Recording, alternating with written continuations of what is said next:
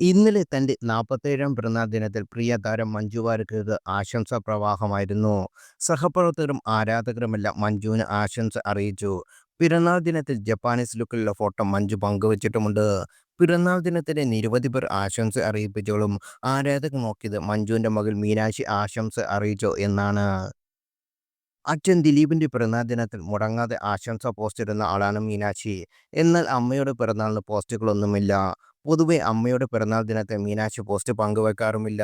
ഈ അടുത്താണ് മീനാക്ഷിയും മഞ്ജുവും പരസ്പരം ഇൻസ്റ്റാഗ്രാമിൽ ഫോളോ ചെയ്തത്.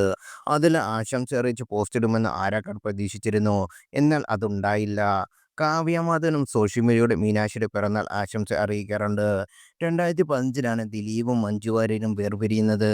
ദിലീപിനൊപ്പം നിൽക്കാനായിരുന്നു മീനാക്ഷിയുടെ തീരുമാനം. മഞ്ജു ഈ തീരുമാനത്തെ അംഗീകരിക്കുകയും ചെയ്തു. മീനാക്ഷി എന്തുകൊണ്ട് മഞ്ജുവിനൊപ്പം പോയില്ലെന്ന ചോദ്യം അന്ന് വന്നിരുന്നു.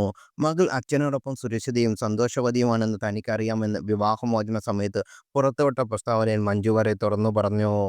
മീനാക്ഷി തിരിച്ചു വന്നാൽ സ്വീകരിക്കാൻ താൻ തയ്യാറാണെന്ന് മഞ്ജു പറഞ്ഞിട്ടുണ്ടെന്നാണ് സുഹൃത്തായ ഡബ്ബിംഗ് ആർട്ടിസ്റ്റായ ഭാഗ്യലക്ഷ്മി നേരത്തെ തന്നെ വ്യക്തമാക്കിയത്. മഞ്ജുവല്ല മകളെ ഒപ്പം കൂട്ടാതിരുന്നത്, വരുന്നില്ലെന്ന് മീനാക്ഷി ഉറപ്പിച്ചു പറഞ്ഞതാണെന്ന് ഭാഗ്യലക്ഷ്മി അന്ന് വെളിപ്പെടുത്തി. അച്ഛനായിരുന്നു മീനാക്ഷിയുടെ ഹീറോ എന്നും അവർ വെളിപ്പെടുത്തി.